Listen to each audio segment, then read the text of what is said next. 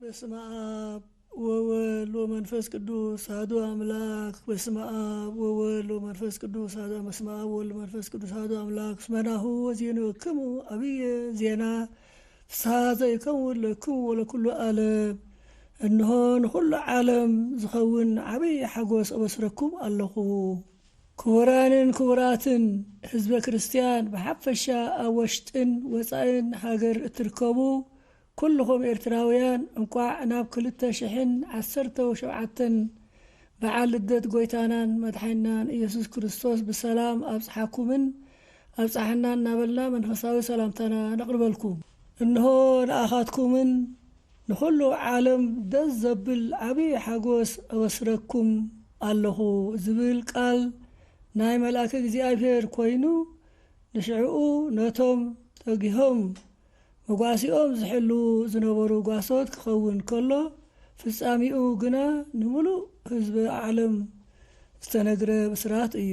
ምክንያቱ እቲ ናይ 5500 ዓመት ጸልማት ተሳዒሩ ብርሃን ዓለም ክርስቶስ ተወልደሉ ዕለተ ብስራት ስለ ዝኾነ ሎሚ መዓልቲ ሓጎስ እዩ። በዚ ዕለት እዚ ድማ እቶም ኣቐዲሞም ሕብረት ዘይነበሮም ሰብን መላእክትን ሓቢሮም ንንጉስ ክርስቶስ ኣብ ቤትልሄም ከም ዘመስገኑ ንሕና እውን ሎሚ ኣብዛ ዕለት እዚኣን ሙሉእ ህይወትናን ኣብ ልደተ ክርስቶስ ትሰብኽ ቤተ ክርስቲያንና ተረኺብና ብዓብይ ፍስሓ ኣብ ስብሃተ ማህሌትን ጸሎትን ቅዳሴን ተሳተፍቲ በረኸት ልደቱ ክንኸውን ይግባአና። ብተወሳኺ ከምቲ ሰብኣ ጥበብ ካብ ርሑቕ ሃገር ምስ ህያባቶም መፂኦም በረኸት ልደቱ ዝተሳተፉ ንሕና እውን ካብዚ ዕለት እዚ መንፈሳዊ በረኸት ክንረክብ ምእንቲ ካብቲ ዘሎና ንስኡናት ከነካፍልን ዝዓርቑ ክንኸድንን ከምኡውን ንሕሙማን ክንበፅሕን ሕዙናት ክናዝን ይግባአና።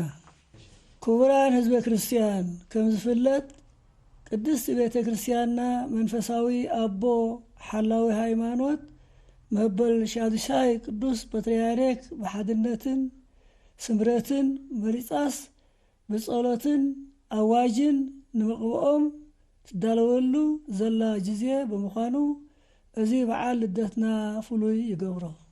ስለዚ ድማ ናይ ቤተ ክርስቲያንና ዓብይ ብስራትን ሓጎስን ስለ ዝኾነ ከምቲ ኣብ ዕለተ ልደተ ክርስቶስ ስብሃት ለእግዚአብሔር በሰማያት ወሰላም በምድሪ ለጓለ እመሕያው ስምረቱ ክብሪ ምስጋና ንእግዚአብሔር ኣብ ሰማያት ኣብ ምድሪ እውን ሰላም ይኹን ኣብ መንጎ እቶም ስምረት ኣምላኽ ዘለዎም ዝብል ምስጋና ከም ዝተሰምዐ ኣብዚ ዘብፅሓና እግዚአብሔር ብዓብይ ሓጎስ ከነመስግን ቤተ ክርስቲያንና ሓደራ ትብል።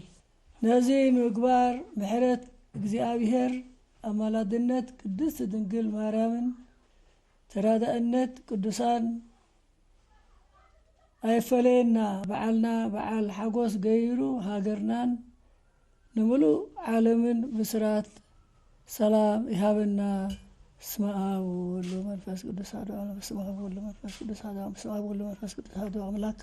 ክቡራን ህዝበ ክርስቲያን ኣብዚ ሃገር ዘለኹም ኣብ ወፃኢ ዘለኹም ኩልኻትኩም ህዝበ ክርስቲያን ብሰላምን ብረድኤቱን እግዚአብሔር ኣብ ዘብፅሓና ይመስገን።